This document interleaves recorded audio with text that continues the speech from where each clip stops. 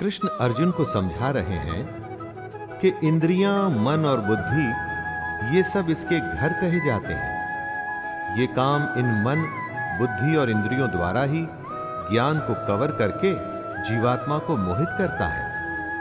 काम, क्रोध जैसे विकार, कमियां इंद्रियों, मन और बुद्धि में रहते हैं। ये इनके घर हैं जहां इनका निवास होता है। घर में रहकर ये कमियां घर के मालिक को मोहित कर उसे ही खत्म करने की कोशिश करती हैं। कुछ अच्छा देख मन में लालच आता है। काम पूरा न होने पर क्रोध आता है। इसी तरह से ये कमियां हमारे दिल, दिमाग पर कब्जा करना शुरू करती हैं और हम हमेशा इनके वश में रहते हैं।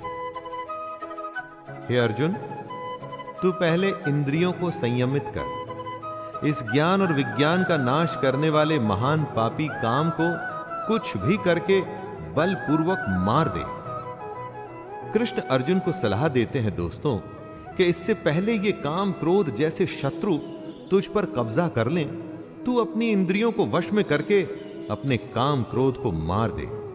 ये काम और क्रोध ही हैं जो हमारे अंदर मौजूद ज्ञान को खत्म कर उसमें शंका भरते हैं, हमें हमारे रास्ते से भटकाते हैं। कितनी ही बार आपके साथ भी होता होगा कि कोई जरूरी काम करते हुए आराम करने का मन करता होगा। बस यही वो समय होता है दोस्तों, जब आपको अपनी इंद्रियों को वश में करना होता है। इंद्रियों को स्थूल शरीर से बेहतर, बलवान और सूक्ष्म यानी कि सटल कहते हैं। इन इंद्रियों से बेहतर मन है, मन से भी बेहतर बुद्धि है, और जो बुद्धि से भी बड़ा है वो आत्मा है। कृष्ण कहते हैं कि हमारे शरीर से श्रेष्ठ हमारी इंद्रियां हैं। सही बात है, किसी भी शरीर को उसकी इंद्रियां पल भर में वश कर लेती हैं, लेकिन इंद्रियों से बड़ा मन है। आप अपने मन से इंद्रियों को कंट्रोल कर सकते हैं, और मन से बड़ी बुद्धि है।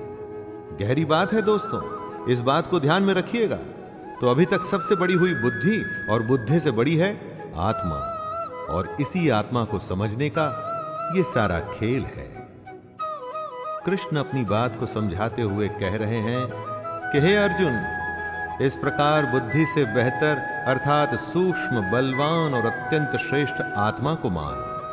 बुद्धि से अपने मन को वश में कर, और हे महाबाहो, तू इस काम रूप दुर्जय शत्रु यानी कि इनविंसिबल एनिमी को मार डाल। बुद्धि से मन को वश में करना है। अगर मन वश में हो गया तो आप इंद्रियों को भी वश में कर देंगे। जब मन और इंद्रियां आपके वश में हैं, तो फिर उसका अगला कदम होगा आत्मा के पास पहुंचना। आत्मा परमात्मा का ही एक रूप है, और आपकी बुद्धि आपको आपकी आत्मा के करीब पहुंचा सकती है।